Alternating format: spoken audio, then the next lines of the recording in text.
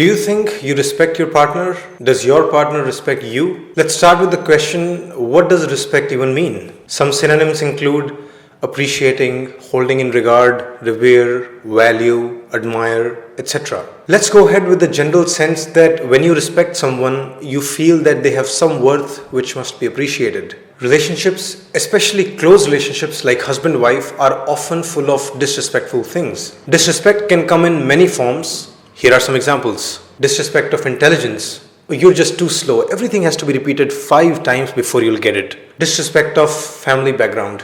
Why are your parents the most obnoxious people in the world? They only care about their image, not what we want. Disrespect of personality. I am sick of this unnecessary crying. I can't handle your emotions. You're so neurotic. Disrespect of individual choices. Are you gonna wear this loud pink at the party? You embarrass me with your clothes. Disrespect of their opinions. What do you mean extend the trip another day? Are you an idiot? You know what? Stay out of this planning. Disrespect of their talents. Yeah, you sing well, but who cares? Disrespect of their achievements. All you've done in your life is score good marks in college. You were just another bookworm. Get over it. Do something real. Disrespect of their looks. You're anyway ugly. At least learn to smile. Disrespect of their knowledge. How can you not know the history of Taj Mahal? How ignorant can someone be? Disrespect of their existence in public. Why do you sit with your legs so wide? Show some class. When I talk about disrespect here, I don't mean just normal joking around, roasting, pulling the leg. I'm talking about real disrespect where there is some deeper disliking, criticism, real condescension, and some actual truth behind your comments. Why do we become disrespectful towards others? Well, first answer is humans are born with some traits which can make us behave negatively towards other people. Traits like domination, sadism, tribalism, revenge, etc. These traits are present in varying degrees in all of us and they can make us disrespectful towards others. On top of that, it becomes especially hard for us to respect and admire people close to us, especially partners. Why? Because you might love your partner, but you've also seen them in their worst or weakest version. You've seen how they curse, how confused they are, how fake they can be in front of others, their selfishness, their cowardice, how they waste their time, the bad habits. You've seen so much. There's no aura left. You're like, what? How can I respect this idiot who doesn't even remember where he keeps his wallet? And then you kind of do take them for granted. With them, you don't have to put on the facade of niceness. You can be your casual and honest self. You don't need to sugarcoat anything. Whatever comes to your mind, you say it. You don't really worry whether that's politically correct or not. You're not really afraid of making mistakes either because what are they gonna do? So your way of communication easily becomes crude. And this is why it becomes very easy for you to be absolutely rude or brutal with people close to you. Today I want to tell you, respect is actually very important in a relationship.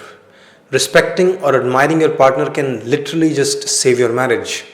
Basically, a deeper goal for all relationships must be to maximize the positivity in the relationship and minimize the negativity. Overall, the relationship must feel more positive, otherwise you would either divorce or live very lonely lives in your own home. One wonderful way to create this positivity is through respect and admiration.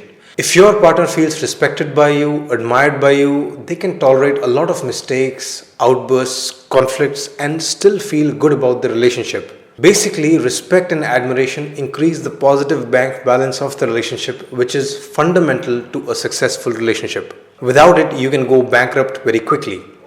Dr. John Gottman, one of the best names in marital therapy, wrote a book called The 7 Principles of Making Marriage Work.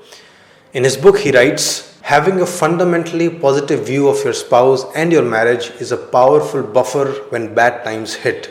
Because they have this reserve of good feeling, a couple will not have cataclysmic thoughts about separation and divorce each time they have an argument. By simply reminding yourself of your spouse's positive qualities, even as you grapple with each other's flaws, you can prevent a happy marriage from deteriorating. The simple reason is that fondness and admiration are antidotes for contempt. If you maintain a sense of respect for your spouse, you are less likely to act disgusted with him or her when you disagree. Without the fundamental belief that your spouse is worthy of honor and respect, where is the basis for any kind of rewarding relationship? The better in touch you are with your deep-seated positive feelings for each other, the less likely you are to act contemptuous of your spouse when you have a difference of opinion. So you see why respect is so important. Now, how does this respect look like? Here are some ideas to actually bring this into your behavior. When you talk to your spouse, you listen to them. You give them a genuine chance at a constructive conversation. You assume they are good people who make mistakes and are the victims of their nature and nurture. You remind yourself that their intentions are mostly good, but they can sometimes succumb to their negative emotions or nasty desires that are hardwired in them. Ross Greene quoted, "Kids do well if they can." You apply it to everyone. People do well if they can. When you are in public with them, you don't get embarrassed by their flaws. You continue to accept them, even be proud of them. You treat them as reasonable human beings, and when you're trying to convince them of something, you appeal to their reason instead of using force or domination. You minimize the pleasure you take in their suffering by checking your capacity for sadism or bullying.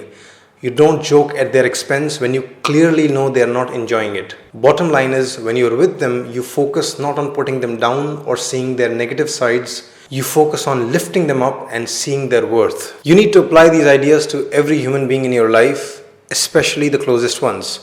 I know it's hardest there, but that's where it's the most important too. When you respect the other person, you're basically telling them, I consider you capable and worthy of a good life just like myself, and I will treat you accordingly. If you want to see me grow faster, you can help me in two ways. First, if you are feeling generous, please make a donation. I'll use it to hire video makers and researchers. By the way, I'm very grateful to people who have been making donations to me. They are my lifelines. Please continue to do so. Second, do subscribe to my YouTube channel and press the bell icon for notifications. Please do it right now. By the way, you can buy audios of my videos, including this one, for repeated listening and as a gesture to support me.